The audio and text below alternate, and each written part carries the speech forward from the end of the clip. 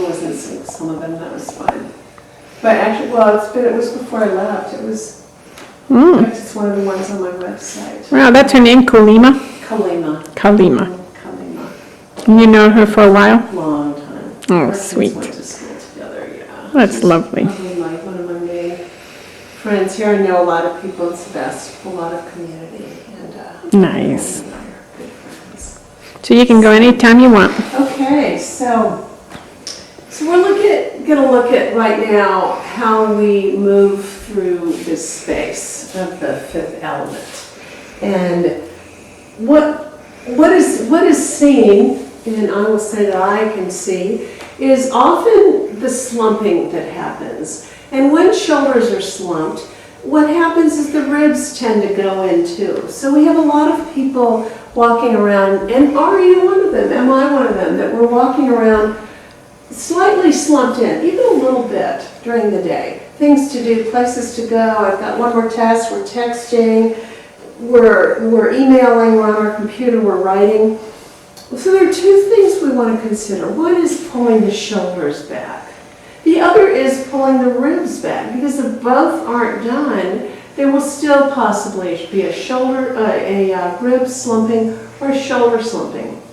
And the best way, the easiest little technique to remember is to stop for a moment and put your hand right over your diaphragm, which is right where the upper edges of the ribs meet, just under the sternum. So if we gently place our hand there and do a slight throat clearing, what we see is we can feel that. And that is known as our golden yellow chakra, our center of will, the I am, who am I? And when we can walk in such a way that that is out, that is forward, we express ourselves openly, fully, unashamed, strongly, powerfully, with courage, then we move through the world in such a way that our shoulders are back, our ribs are open, and it becomes a habitual thing. So to begin this, as we put our hand here, what we want to do, what we imagine is that there's a cord connected right here to about 20 feet in front of us, and somebody on the other end of that 20-foot cord is winding it and pulling it.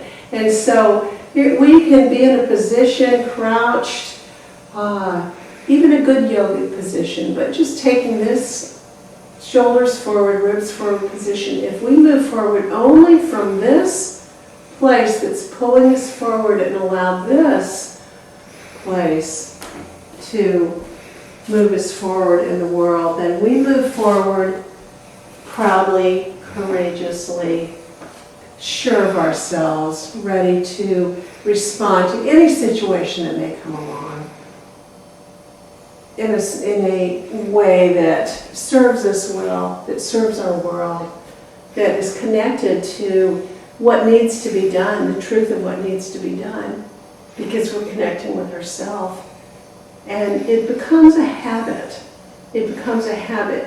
Physiologically, we'll notice less shoulder pain, less neck aches, greater ability for the diaphragm to rise and to fall with every breath, which is imperative for our digestive system to be massaging our organs. The diaphragm needs to descend with every breath. And if the ribs are falling inward and if the shoulders are slumped, the diaphragm cannot do its job well. And this will encourage upper chest breathing because there's not full descent of the diaphragm. So this simple motion of keeping the shoulders back and the ribs open by feeling that this center will diaphragmatic area is what pulls us forward in life is one of the most powerful tools and techniques we can start using to come back. Again, always come back to home. Who am I? Myself, my center. Who am I? This is who I am. I'm part of the earth. My feet are solid on the earth. I can bend my legs. As I bend my legs, it gives me a greater solidity, a support, My hips are solid.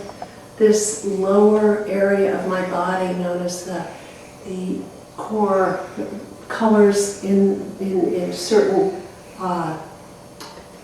chakra systems. This would be known as a red color. It is the color of the base. We move upward. It's also the color of earth, or the chakra of earth, of solidity.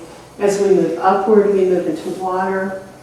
We move into fire. Again, this yellow of the will. And then we move into breath and air. All of which is connected in with each other through space. Because space is what surrounds all of it.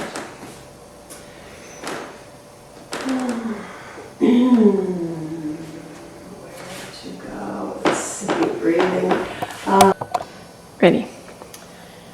All right, so how does one breathe in such a way that we are breathing optimally and less, not needing to take a large volume of air? And what you will see when I do this is minimal, because when there's a minimal breath, there's not a whole lot to see. But following this guidance, we find a comfortable place, sit up straight comfortably, shoulders raised up to the ears a little bit and rounded back, holding for a moment to stretch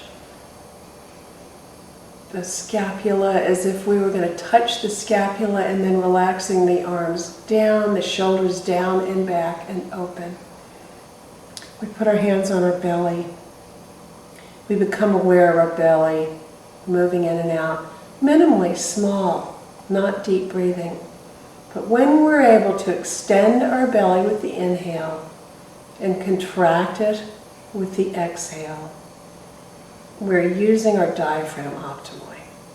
So we want large, small, for these purposes right now in this moment, a small breath in and out with the abdomen, always using the nose, and breathing in such a way that we have a pause, a slight pause after the exhale. Doing this for 5 minutes, 10 minutes a day will bring you back to a place of concentration and focus. Anytime you might feel that you're getting a little flustered or out of balance, this is what we start doing. So putting your hands on your belly. I like shutting the eyes because it allows us to really come inward and pay attention with no distraction. And we begin in, out, and pause.